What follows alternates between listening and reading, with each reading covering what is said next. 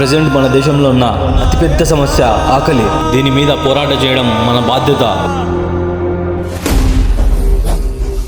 అందుకోసం మన టీం ఈరోజు ఇలా రోడ్ సైడ్ ఉన్న వారికి ఫుడ్ ప్యాకెట్స్ పంచుతున్నాం.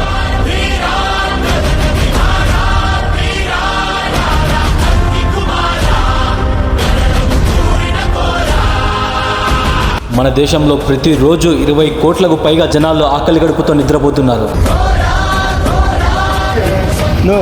తిన్నావునా?